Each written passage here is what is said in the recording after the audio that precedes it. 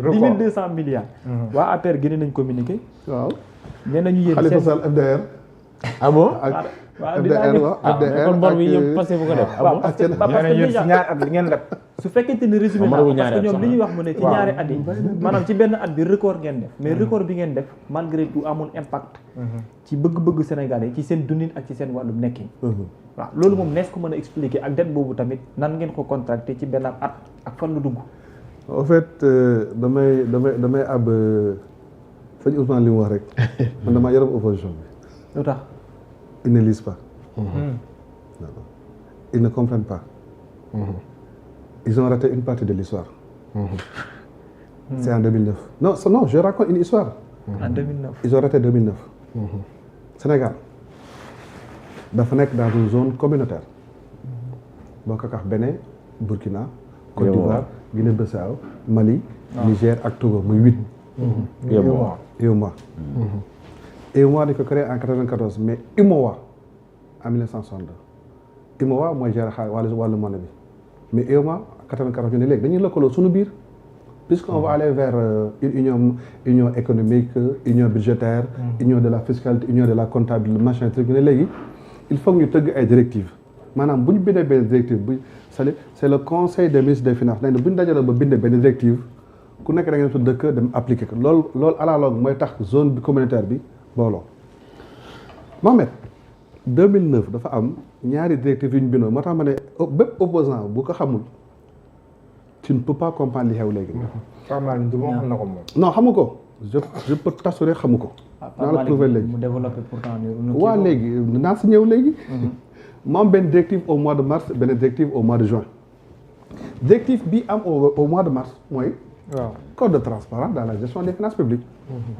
ñu ne léegi 3 mois mooy le 1.7 ñu ne 3 mois après chaque nouveau mandat présidentiel il faut faire l'état des finances publiques. en insistant. sur la dette et les déficits. parce que instant yooyu ñu ngi doon dem vers les convergences communautaires. ay déficit 3% dette 70%. ensuite sur les di wax. ñu teg si yeneen 3 mois. ñu génnee benn directive boo xam ne sur la présentation de la loi des finances LFI. foofu nag la opposition bi xaw a réer tuuti. bële code de transparence da nga def loi le 27 décembre 2012. deuxième bi def ko loi organique en 2020. gis nga à partir de 2020 ni ñuy présenté suñu budget dafa changé te loolu boo ko xamul da ngay réer. dafa am changement qualitatif am changement quantitatif. changement qualitatif dañ ne léegi on ne va plus faire des budgets par moyen on fait des budgets par résultat. avant qu'est-ce qu'on faisait dañ jël ministère bi ne la yow jox nañ la 100 milliards 100 milliards yi dañ koy jox direction bii direction bii direction bii jeex na lu ngay def oui première semaine j'ai dépensé 25%. seconde semaine 50%. oui fin d'année j'ai dépensé 99%. alors 99% qu'est-ce que ça a servi mais léegi c'est fini. bu ñuy joxe xaalis ci ministère dañ koy jox à partir d'un programme.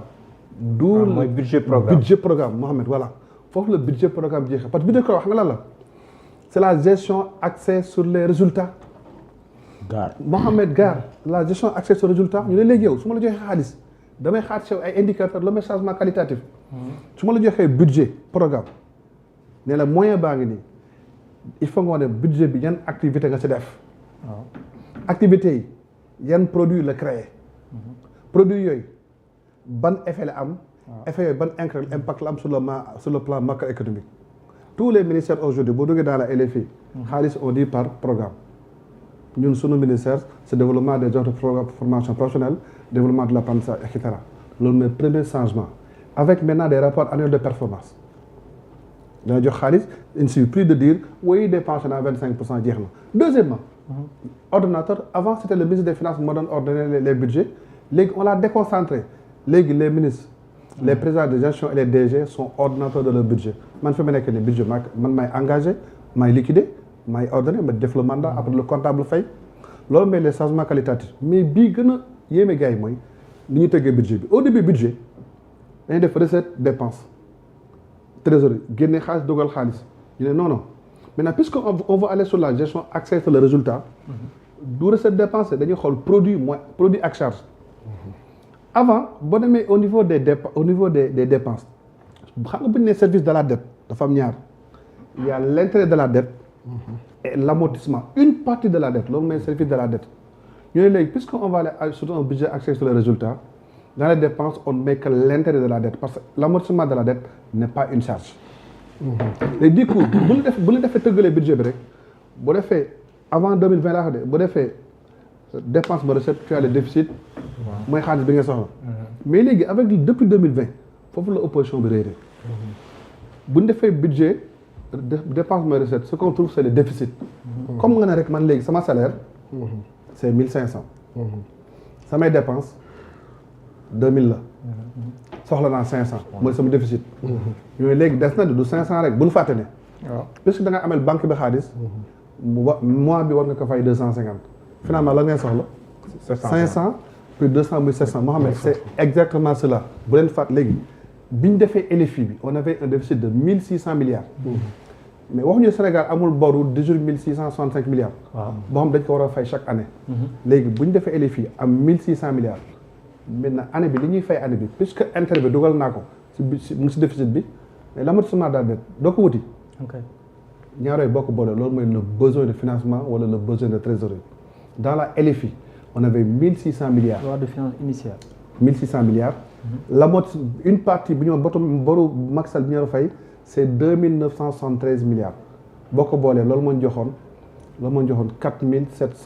4573 milliards LFI bi 4573 milliards maintenant bi ñu demee LFR puisqu'il y avait des dettes cachées lépp suñu déficit dafa jógee xoola 1695 milliards mën na ko vérifier maintenant l'amortissement de la dette parce qu'il y avait des dettes cachées moo xoolee une partie des dettes cachées moo tax l'intérêt de la dette yokku 125 milliards avant c'était 932 yokku ci 125 milliards dans la LFR léegi on a 1057 milliards pour des intérêts 1057 milliards intérêt de la dette la wax de léegi l'amortissement de la dette nekk 4019 milliards baabu boo jëlee 1695 milliards plus 4019 milliards moo jox 7515 milliards pour 2025 mais 7515 boo ko décortiquer mooy la 1600 déficit 4000 pour fay boru Macky Sall lu fi bàyyi est-ce que yaa ngi comprendre ok d'accord je reprends sama passe bi loolu laa dox ma ne le ministre va chercher 5715 milliards 5715 milliards effectivement 1200 milliards yi mooy déficit bi mais 4019 milliards mooy une partie des 18 milliards qu'on doit payer notaire nga dem 2024 waaw 2024 ñu am déficit 2362 milliards waaw l'amortissement de la dette n'est que 2123 milliards soo boolee ñaar yooyu mu nekk 4491 milliards maintenant fais-moi 5715 milliards plus 4491 milliards defal ma ko rek 5000 tu me mets 5715 milliards plus 4491 milliards 10 000 ou 11 000 10 000 ou 11 000 non 4 non mu nekk ñaata 11 000 et quelques 10 ou 11 rek 5000 5715 milliards 5715 5715 milliards plus 4491 milliards 11 000 10 000 ah 10 000 ñaata non 1206 ah mi ngi nii 2 000 wala 11 000 non kay 2200 non sérieusement c'est 10 200 laa bëggoon li ma la wax kay du non xam nga dama bàyyi man xamoon naa ko dama la ne soo defee 5715 milliards plus 4491 milliards mu nekk 10 200 milliards di laajte waa APR fu mu dugg ma répété maintenant sur les 10 200 milliards waaw les 6 148 milliards mooy kuy fay bor bi fi APR bàyyi maanaam APR li ñuy laaj seen bor lay fay. seen bor je reprends c'est trop technique moo tax ma ne duñu waaw mais leer na li nga teg non leer non na APR seen bor la. non ils ont demandé 10 200 milliards yi waaw seeni bor ma ne la léegi si biir 2 200 milliards yi les 6 148 milliards waaw seen bor la. c'est pour payer la bor APR lañ koy c'est pour fay bor APR bi ñu bàyyil beneen partie bi léegi nag mooy le déficit budgétaire très bien léegi nag Thierno Alassane Sall moom dafa ne inquiétude mooy plus de 4441 milliards sur les 599,9 milliards du budget total seront engloutis par le remboursement de la dette soit près de 42% du budget. non il a tout faux non déjà remboursement de la dette il a tout faux il a faussé ses calculs dama ne la ce qui dama la joxaat les chiffres près man du ma approximativement dama la ne dans le budget de 2025 il faut Thierno Alassane Sall déglu dans le budget de 2025 le déficit c'est 1695 milliards l'amortissement de la dette 4019 milliards boo ko boolee mu nekk 5715 milliards moom dafa jël 2025 maintenant sur les 5715 milliards 4019 milliards yi mooy pour fay bor bi fi APR bàyyi da boru Macky Sall bi waaw benn ko tam nee na mu ne pour les chiffres pour lu ñëwal loi de finances rectificative bi nee na 5715,5 milliards de francs CFA en 2025 waaw dette bi dina cumulé ba toll ci 10 200 mooy 10 200 yi wax léegi ci biir 10 000 yooyu noonu nee na mu ne moom inquiétude bi mu am ci benn côté mooy que ne malgré dette bi ngeen di contracté ak nu muy nekk di cumulé wu boo xoolee bu baax ci fonctionnement bi lu ci baree bari da ngeen koy jël dem def ko comme gap entre primature présidence ak assemblée nationale. non au même moment attente askanu Sénégal. maanaam non c'est bien j'aime bien la question qu'il a posée. c'est un peu caricaturé. non xoolal non xam nga j'aime bien xam nga lim ci bëgg wax mooy. milliards yi dañ ko jàll Ousmane di tibb El Malick di tibb Bassirou di tibb. gars yi ils sont pas sérieux quoi. kon defoon ma génn wax. non pour l'instant je pense que léegi Babou. waaw 10 200 milliards de l'année il a tout faux dans ce dama je répète encore les 10 200 milliards. les 6050 milliards c'est pour fay boru APR. maintenant léegi nee na. dañoo yokk. budget ki xam nga suma gars yi la ma seen problème primature assemblée man dama jox benn exemple ñu ne léegi présidence budget c'est 81 milliards saa yu ne budget dafa yokk 2 milliards gars yi la ñuy foore 2 milliards dañu yokk ay salaire poche léegi rattachement supposons rattachement yi non mais gars yi il n'analyse pas mooy comme le premier ministre waxoon Abdou Mbow ma jël benn cas man dafa am service yoo xam ne man maa ngi ma am benn structure boo xam ne son budget c'est 5 milliards waaw présidence nekk 80 milliards président ne pour les régions stratégiques kii dama koy rattaché si man mais dépense de personnel acquisition de biens et services lépp sa budget day toxu dem si présidence léegi bu président nekk 85 milliards gars yi ne oui président yokk na budget 5 milliards comme si dafay jël def ko ci poche gis nga le gars s'il voulait être beaucoup plus pertinent bu ne dafa yokk temps dafay génne lan ak lan mooy yokk nee naa la. non nee na lii ci ngeen di jël ay jet yéen la koy bàyyi. opposant bi du la defal liggéey boobu. lu rek Mouhamed. nee na lii mën a ci ngeen a jël ay jet privé di wër di dem àdduna bi. di fay ay salaires yoo xamante ni ay DG kenn xamul nu mu toll. ak tamit yoo xamante ni traitement yu kenn mënul justifier muy wane que ne budget bi ak lépp yëpp yu ci bare bari au lieu ci askan bi li ngeen leen digal. seen bopp ngeen ko def ma yokkal ko leen ma tax ma ne Thierno Alassane Sall ne lit pas. man avant daa ma tudd tur pour la première fois ma def plateau de lire parce que dafa loo xam ne ma yokkal ko lenn. waaw il a voté la LFR.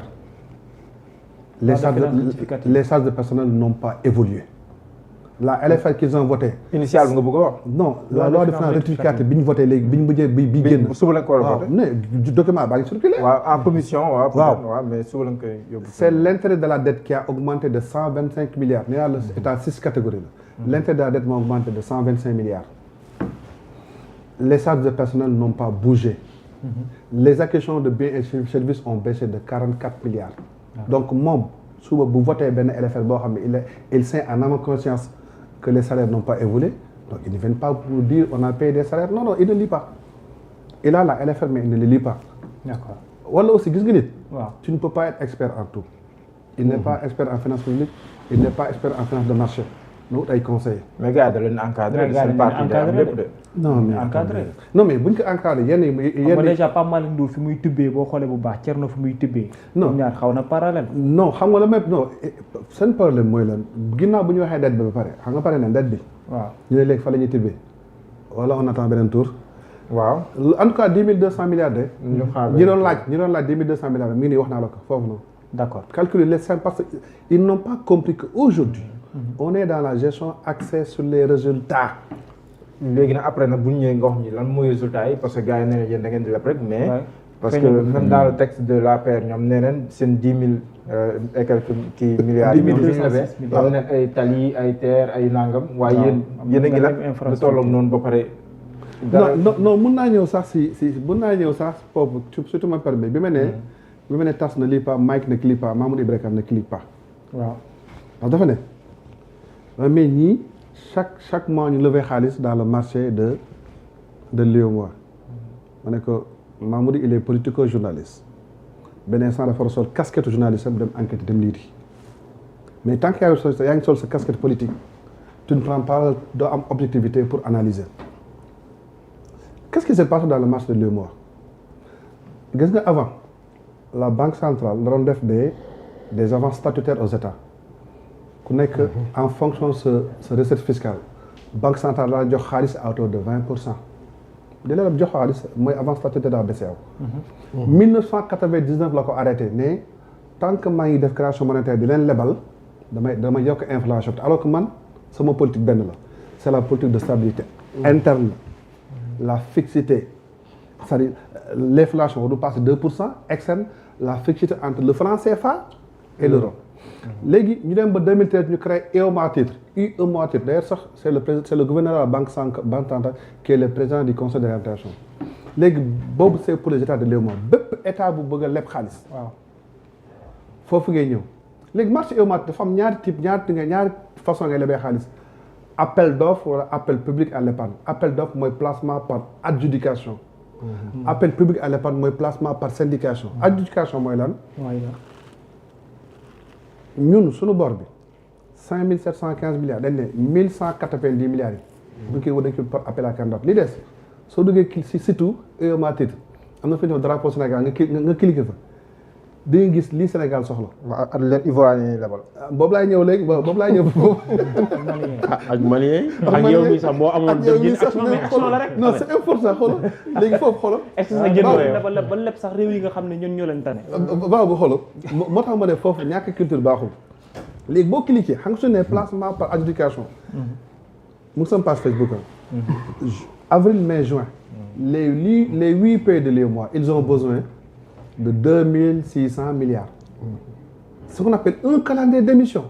Appel d'offre mooy lii laa soxla le plus offrant moom laa jël foofu ceux qui peuvent souscrire adjudication ce sont les banques les institutions les SGI sociétés de gestion qui ont un compte de règlement au niveau de la banque centrale. dégg naa waa ji naan compagnie d'assurance yeeg ivoirien yeeg placement par adjudication ñi souscrire baabu dugal UEMOA titre ce sont les banques naturellement ont compte à la banque centrale les sociétés de gestion et d'intermédiation et les autres investisseurs qui ont un compte de règlement au niveau de la banque centrale léegi ivoiriens yi ne ko dañu am compte banque centrale léegi ma revenir que li ma xamul mooy dans la zone UEMOA soo jëlee les groupes bancaires dama koy mu dem site banque centrale il y a 160 groupes bancaires dans la zone UEMOA Sénégal mu sëppale Sénégal a 29 groupes bancaires Côte d'Ivoire a 28 groupes bancaires léegi ñun on a des groupes marocains soo jëlee CBAO nga jël BOA nga jël Banque Atlantique c'est des Marocains nga jël EGBS c'est des Français noonu ngay dem nga jël Ecobank des Togolais Coris Bank des Burkinabés maintenant noonu ngay demee au niveau de la Côte d'Ivoire fekk fa ay banques françaises léegi banques yooyu ñoom ñooy investir léegi nga bëgg tëb ne Ivoirien ñooy lebal xaalis alors que banque marocaine la banque togolaise moo tax ma ne ñàkk culture ñàkk xam-xam moo tax nga naan tey Côte d'Ivoire te boobu dafa jël benn exemple rek c'est le prêt qu'on a levé le 25 mai boobu c'était 193 milliards boobu les institutions ivoiriennes ñu dugal 118 milliards Sénégal dugal 78 milliards je lance un défi ñii mën cliquer nañ dugg dans le site UEMOA titre le 2 mai on a levé sur ce marché là 196 milliards boo xam ne ce sont les institutions du Sénégal ñoo ko souscrire à hauteur de 187,5%. 97,5% fii lañ ko souscrire Côte d'Ivoire dugal fa fukki dërëm. alors ñoom benn lañ jël rek. loolu la boo duggee syndication le 2 mai Sénégal a levé 193 milliards. mais waaw chiffres yi moom nu déet ñoom nga war a laaj fu ñu jëlee seen chiffre. léegi nag non léegi moo tax ma ne la xoolal il faut nga ñàkk culture marché financier dëgg pour naan. placement par syndication nag. waaw mais mu am beneen placement fa laay mujjee placement boobu mooy adjudication mais syndication mooy lan syndication mooy syndicat. mooy dajaloo daal. dajaloo léegi man dama bëgg Sénégal lebal loo mooy appel loo mooy appel public à l'épargne ma ne kat Sénégalais kat man bu njëkk bi soxla naa 150 milliards lebal leen ma xaalis Sénégalais bu leen bëggee lebal fu ñuy jaar ñu ne dama koy dékk ñaari benn syndicat banque. ñu jël SGBS ak Invictus mooy les syndicats yi koy gérer mu am pilote. copilote arrangeur co-arrangeur. D'accord. Mais on a lancé au bout de 3 semaines au lieu de 150 on a pris 405 milliards Récemment, on a lancé du 19 au 30, syndication. On veut combien? 300 milliards. Le pilote, le copilote, arrangeur, co-arrangeur, c'est qui? C'est SGBH et la CGF Bourse. Donc il y a deux façons de chercher de l'argent dans le marché et au mois. Deux façons. D'accord. Placement par syndication, moi, appel public à l'épargne, quand même, légalement. Placement par adjudication, ce n'est uniquement les institutions qui ont compte au niveau de la Banque centrale. Et il faut dire que les Ivoiriens ont le Khalis, il faut vraiment ne pas avoir une culture, aucune connaissance dans le fonctionnement du marché financier. D'accord. Mansour, amuloo laaj. Non, man date bi xam nga man dama ci waxoon ba pare mais juste pour dire que gis nga mbiru dette mbiru éducation. waaw.